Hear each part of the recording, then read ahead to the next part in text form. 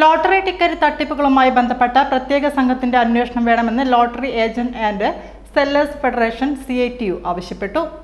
സംസ്ഥാനത്ത് ആദ്യമായി ലോട്ടറി ഓഫീസിൽ നിന്ന് സമ്മാനാർഹമായ ടിക്കറ്റുകൾ അടക്കം മോഷണം പോയ സംഭവത്തിൽ കുറ്റക്കാരായ ഉദ്യോഗസ്ഥർക്കെതിരെ നടപടി സ്വീകരിക്കണമെന്ന് CITU നേതാവ് MP ജയരാജൻ വാർത്താ സമ്മേളനത്തിൽ ആവശ്യപ്പെട്ടു. ഓണം ബമ്പർ ലോട്ടറി ടിക്കറ്റിന്റെ കമ്മീഷൻ വെട്ടിക്കുറച്ച നടപടി പിൻവലിക്കണമെന്നും അദ്ദേഹം ആവശ്യപ്പെട്ടു. ഈ ആവശ്യങ്ങൾ ഉന്നയിച്ച് സംഘടനയുടെ നേതൃത്വത്തിൽ സംസ്ഥാന വ്യാപകമായി ജില്ലാ ലോട്ടറി ഓഫീസുകളിലേക്ക് പ്രതിഷേധ മാർച്ച് സംഘടിപ്പിക്കുമെന്നും MP ജയരാജൻ വ്യക്തമാക്കി. സംസ്ഥാനത്തെ ലോട്ടറി മേഖലയെ ആശങ്കയിലാഴ്ത്തിക്കൊണ്ട് ലോട്ടറി ഓഫീസിൽ നിന്ന് സമ്മാനാർഹമായ ടിക്കറ്റുകൾ മോഷണം പോയ സംഭവത്തിൽ സമഗ്രമായ അന്വേഷണം വേണമെന്ന ആവശ്യവുമായി lottery agents and sellers federation CITU രംഗത്ത്. സംസ്ഥാന ചരിത്രത്തിൽ ആദ്യമായാണ് ലോട്ടറി ഓഫീസിൽ നിന്ന് തന്നെ ടിക്കറ്റുകൾ മോഷണം പോകുന്നത്. ഇതിന് പിന്നിലെ തട്ടിപ്പുകൾ പുറത്തുകൊണ്ടുവരാൻ പ്രത്യേക അന്വേഷണ സംഘത്തെ നിയോഗിക്കണമെന്നും വീഴ്ച വരുത്തിയ ഉദ്യോഗസ്ഥർക്കെതിരെ കർശന നടപടി സ്വീകരിക്കണമെന്നും CITU നേതാവ് MP ജയരാജൻ വാർത്താ സമ്മേളനത്തിൽ ആവശ്യപ്പെട്ടു.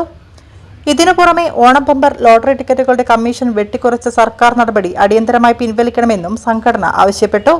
ഈ ആവശ്യങ്ങൾ ഉന്നയിച്ചുകൊണ്ട് വരും ദിവസങ്ങളിൽ സംസ്ഥാന വ്യാപകമായി ജില്ലാ ലോട്ടറി ഓഫീസുകളിലേക്ക് ശക്തമായ പ്രതിഷേധ മാർച്ച് സംഘടിപ്പിക്കാനാണ് ലോട്ടറി ഏജന്റ്സ് ആൻഡ് സെല്ലേഴ്സ് ഫെഡറേഷന്റെ തീരുമാനം.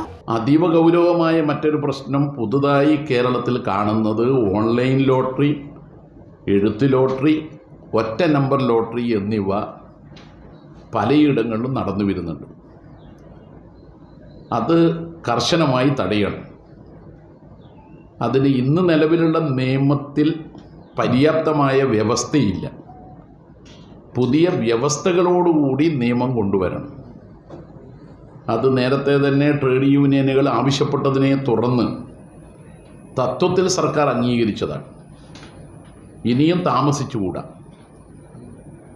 മൂന്നാമതായി കാണാൻ കഴിഞ്ഞ ഒരു പ്രത്യേകത, BT 39 നമ്പർ ലോട്ടറി ഭാഗ്യധാര അതിൻ്റെ 2/2/2026 നറുക്കെടുത്ത ഒന്നാം സമ്മാന അർഹമായ ടിക്കറ്റ് വ്യാജ ടിക്കറ്റാണ് കുന്നംകുളം സ്വദേശിയായ ഷാജു ലോട്ടറി ഓഫീസിൽ ഹാജരാക്കി 1 കോടി ഉറുപ്പിക തട്ടിയെടുക്കാൻ നോക്കിയത്. അത് വ്യാജമാണെന്ന് തെളിഞ്ഞു കഴിഞ്ഞു. 1 കോടി ഉറുപ്പികയുടെ ടിക്കറ്റ്, സമ്മാനാർഹമായ ടിക്കറ്റ് ഹാജരാക്കിയാൽ ടാക്സ് കഴിച്ച് 70 ലക്ഷത്തോളം രൂപയാണ് കിട്ടുക. ഇങ്ങനെയുള്ള ചിലർ ലോട്ടറി ടിക്കറ്റിന് സമ്മാനം നേടിയ വ്യക്തികളിൽ നിന്ന് ടിക്കറ്റ് വാങ്ങിയിട്ട് അവർക്ക് ലോട്ടറി ഓഫീസിൽ സമർപ്പിച്ചാൽ നികുതി 30 ലക്ഷത്തോളം അടക്കേണ്ടി വരുമെന്നതിനാൽ ചിലർ ഇങ്ങനെയുള്ള ധനാഢ്യന്മാരായ ആൾക്ക് കൊടുത്തിട്ട് അവർ ഈ ടിക്കറ്റ് ഉപയോഗിക്കുന്നത് കള്ളപ്പണം വെള്ളപ്പണമാക്കാനാണ്.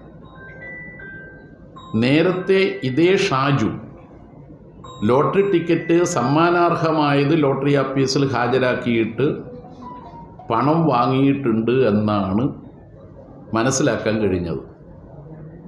അത് കേന്ദ്ര ധനമന്ത്രിയുമായി MP-മാരുടെ സഹായത്തോടുകൂടി നിവേദനം നൽകി ഈ പ്രശ്നം ചർച്ച ചെയ്യുകയും ചെയ്തു. പക്ഷേ GST കുറച്ചില്ല. അതുകൊണ്ട് GST കുറക്കണമെന്ന് കേന്ദ്ര സർക്കാരിനോടും GST കുറക്കാൻ